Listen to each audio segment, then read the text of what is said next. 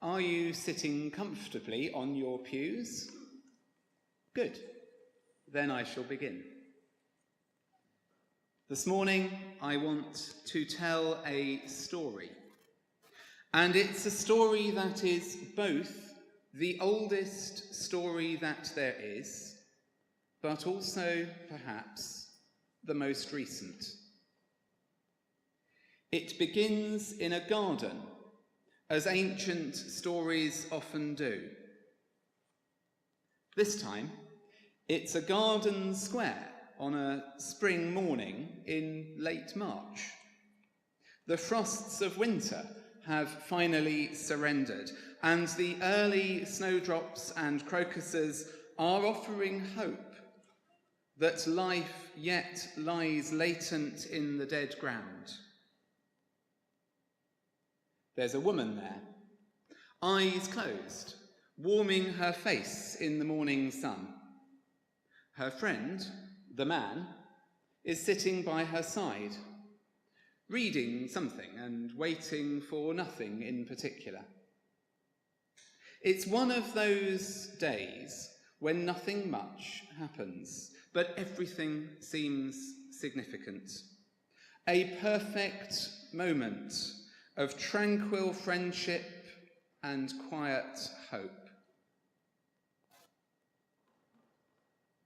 The man lifts his eyes from the page to look at the woman, and she flicks her eyes open to return his gaze. As their eyes meet, a shadow flashes between them. Maybe it was nothing more than a cloud passing the sun. Maybe it was something more. A moment of desire, perhaps, a hint that friendship might turn to something more than companionship.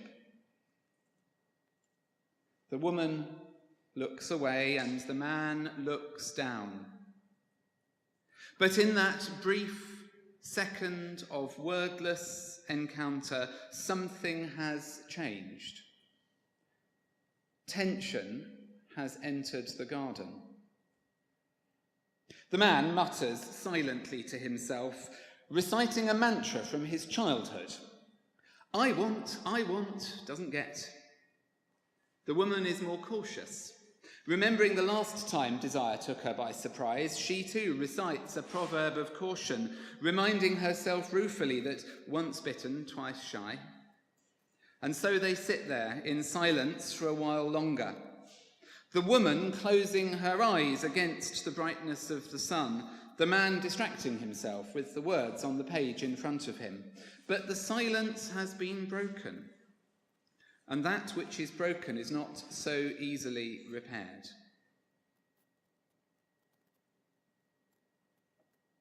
Three years later, the silence was broken again by the wedding bells of a parish church. An appeal to hope. As bride and groom walk each other down the aisle, friendship surprised by desire had blossomed to something approximating to love, and promises were made in the hope of a better future. The day had dawned sunny, as wedding days surely should. But by the time of forced smiles for photographs, a cloud had started to cast its long shadow. And it wasn't long before the game we call blame began. She started it, said the man. But he deserved it, replied the woman. Their conversations followed well-worn paths as the man and the woman discovered the true nature of their deep need of the other. I love you became I need you.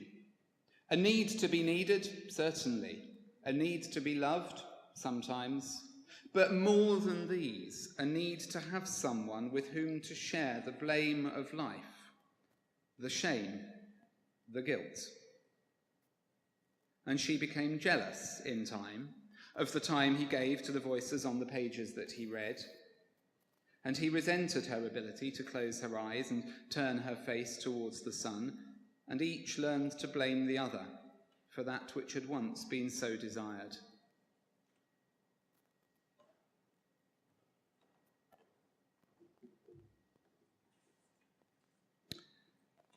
So when the woman saw that the tree was good for food, and that it was a delight to the eyes, and that the tree was to be desired to make one wise, she took of its fruit and ate. And she also gave some to her husband, who was with her, and he ate. Then the eyes of both were opened, and they knew that they were naked. And they sewed fig leaves together and made loincloths for themselves. They heard the sound of the Lord God walking in the garden at the time of the evening breeze, and the man and his wife hid themselves from the presence of the Lord God among the trees of the garden. But the Lord God called to the man and said to him, "Where are you?" He said, "I heard the sound of you in the garden, and I was afraid, because I was naked, and I hid myself." He said, "Who told you that you were naked? Have you eaten from the tree of which I commanded you not to eat?" The man said, "The woman whom you gave to be with me, she gave me fruit from the tree, and I ate." Then the Lord God said to the woman, "What is this that you have done?" The woman said, "The serpent tricked me, and I ate."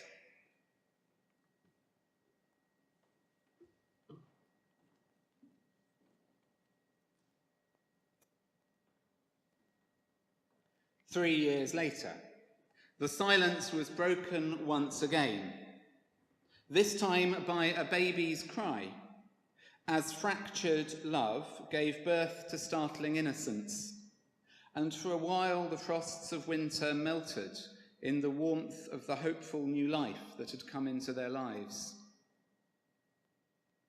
A child can, for a while, paper over the cracks in a marriage, and 2 sons, a few years apart, can offer welcome respite from the lonely tension of 2.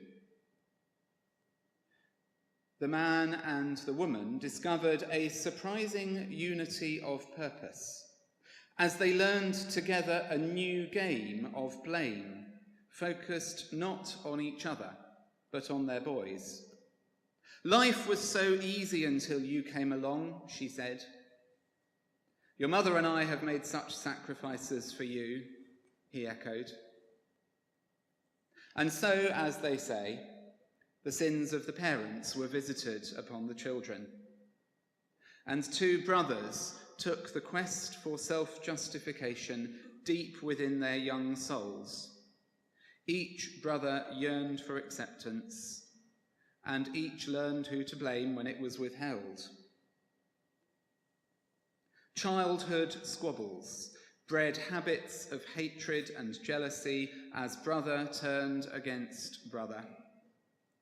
The elder, for a few brief idyllic years the sole object of his parents' attentions, always resented the imposition his younger brother had made on his memories of those early golden years. "My life was perfect," he would say, "until you came along and ruined everything." The younger, of course, had no such memories to draw on. He just saw his elder brother getting to everything in life ahead of him. He was definitionally years behind, with no way of catching up. He would always be the second son, the perennial prodigal, and it was his destiny in life to be denied the privileges of the firstborn. In time, the brothers grew apart. Separate lives, separate careers, separate families. Occasionally, seasonally, they would meet up with their father, now alone and living an uneasy long silence. The boys would tell him of their lives, hoping for affirmation, but they were always a disappointment. Until one Christmas, the younger son announced that he was changing career, following in his father's footsteps. And for the first time, his father smiled with pride. His son was doing what he had done. He was vindicated. The father turned accusing eyes on his disappointment of an elder son, who flushed with shame and anger. Meanwhile, the younger brother turns to his elder brother in triumph, knowing that for the first and only time in his life, he had got there first.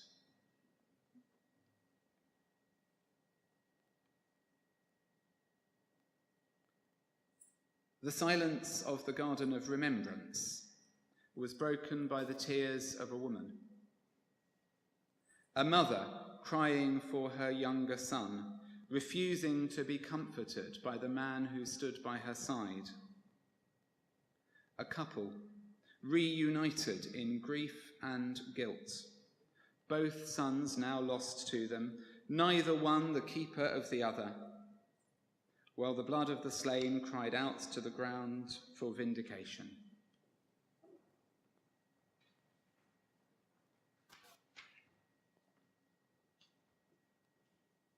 Now the man knew his wife Eve, and she conceived and bore Cain, saying, I have produced a man with the help of the Lord. And next she bore his brother Abel. Now Abel was a keeper of sheep, and Cain a tiller of the ground. And in the course of time Cain brought to the Lord an offering of the fruit of the ground, and Abel for his part brought of the firstlings of his flock, their fat portions. And the Lord had regard for Abel and his offering, but for Cain and his offering he had no regard. So Cain was very angry, and his countenance fell. And the Lord said to Cain, Why are you angry? And why has your countenance fallen? If you do well, will you not be accepted? And if you do not do well, sin is lurking at the door. Its desire is for you, but you must master it. Cain said to his brother Abel, Let us go out to the field. And when they were in the field, Cain rose up against his brother Abel and killed him. And then the Lord said to Cain, Where is your brother Abel? And he said, I do not know. Am I my brother's keeper? And the Lord said, What have you done? Listen, your brother's blood is crying out to me from the ground.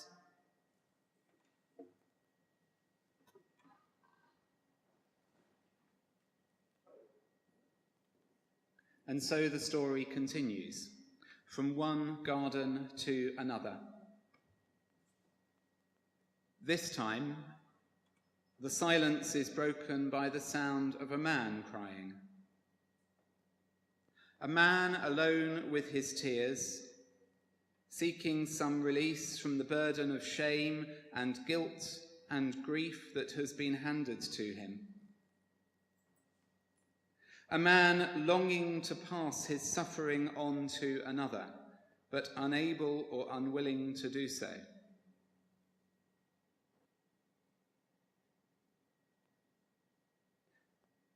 Then there are more men and some women, and one man betrays his brother with a kiss of death. The betrayer has realized the futility of projecting hopes and dreams onto another, and so he projects shame and guilt instead.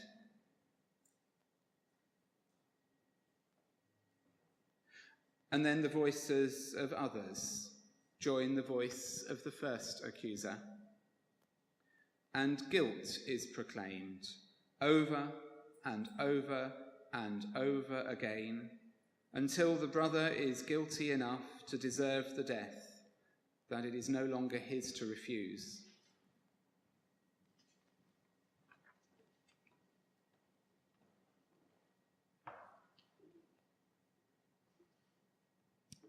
Then Jesus went with them to a place called Gethsemane, and he said to his disciples, Sit here while I go over there and pray. He took with him Peter and the 2 sons of Zebedee, and began to be grieved and agitated.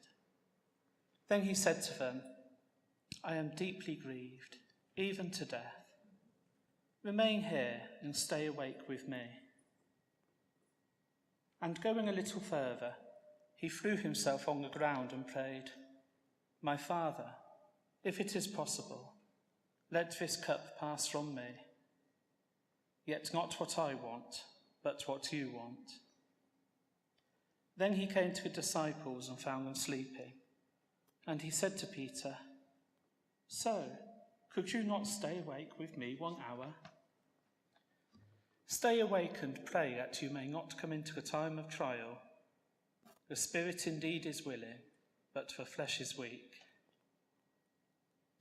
Again he went away for the second time and prayed, "My Father, if this cannot pass unless I drink it, your will be done." Again he came and found them sleeping, for their eyes were heavy. So leaving them again, he went away and prayed for the third time, saying the same words. Then he came to the disciples and said to them, "Are you still sleeping and taking your rest? See, the hour is at hand, and the Son of Man is betrayed into the hands of sinners. Get up, let us be going. See, my betrayer is at hand." While he was still speaking, Judas, one of the 12, arrived. With him was a large crowd with swords and clubs from the chief priests and the elders of the people. Now the betrayer had given them a sign, saying, "The one I will kiss is the man. Arrest him." At once he came up to Jesus and said, "Greetings, Rabbi," and kissed him. Jesus said to him, "Friend, do what you are here to do." Then they came and laid hands on Jesus and arrested him.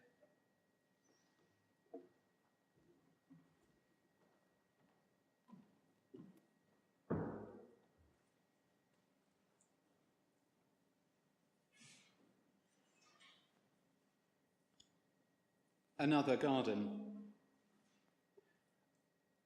a place of death, women weeping, death of love, death of hope, death of fear, death of guilt,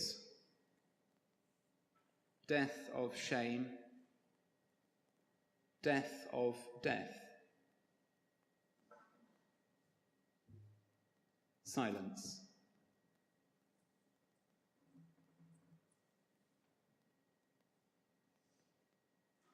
A shadow. Darkness.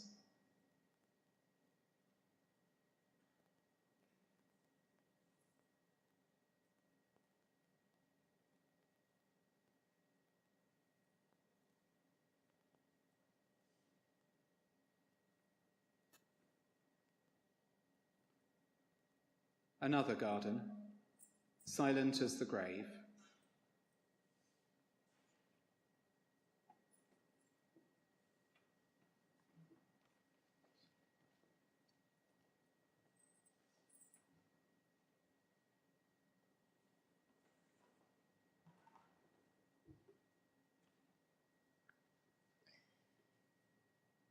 Pilate said to them, "What should I do with Jesus who is called the Messiah?"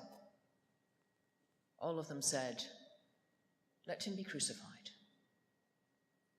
So when Pilate saw that he could do nothing, but rather that a riot was beginning, he took some water and washed his hands before the crowd, saying, "I am innocent of this man's blood. See to it yourselves." Then the people as a whole answered, "His blood be on us and on our children." So he released Barabbas for them, and after flogging Jesus, he handed him over to be crucified. Then the soldiers of the governor took Jesus into the governor's headquarters, and they gathered the whole cohort around him, and they stripped him, and put a scarlet robe on him, and after twisting some thorns into a crown, they put it on his head. They put a reed in his right hand and knelt before him and mocked him, saying, "Hail, King of the Jews!" They spat on him and took the reed and struck him on the head. And after mocking him, they stripped him of the robe and put his own clothes on him and led him away to crucify him. As they went out, they came upon a man from Cyrene named Simon, and they compelled this man to carry his cross. And when they came to a place called Golgotha, which means place of a skull, they offered him wine to drink mixed with gall, but when he tasted it, he would not drink it. And when they'd crucified him, they divided his clothes among themselves by casting lots. Then they sat down there and kept watch over him. Over his head, they put the charge against him, which read, "This is Jesus, the King of the Jews." Then 2 bandits were crucified with him, one on his right and one on his left. And those who passed by derided him, shaking their heads and saying, "You who would destroy the temple and build it in 3 days, save yourself. If you are the Son of God, come down from the cross." In the same way, the chief priests also, along with the scribes and elders, were mocking him, saying, "He saved others. He cannot save himself. He is the King of Israel. Let him come down from the cross now, and we will believe him. He trusts in God. Let God deliver him now if he wants to, for he said, 'I am God's son.'" The bandits who were crucified with him also taunted him in the same way. And from noon on, darkness came over the whole land until 3 in the afternoon. About 3 o'clock, Jesus cried with a loud voice, "Eli, Eli, lema sabachthani." That is, my God, why have you forsaken me?" When some of the bystanders heard it, they said, "This man is calling for Elijah." At once one of them ran and got a sponge and filled it with sour wine, put it on a stick and gave it to him to drink. But the others said, "Wait, let us see if Elijah will come to save him."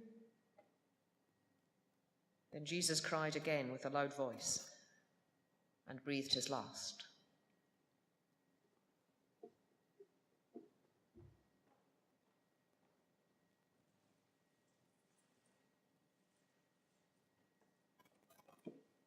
And again, and again, and again, from one garden to another, the innocent die to satisfy the guilt of others.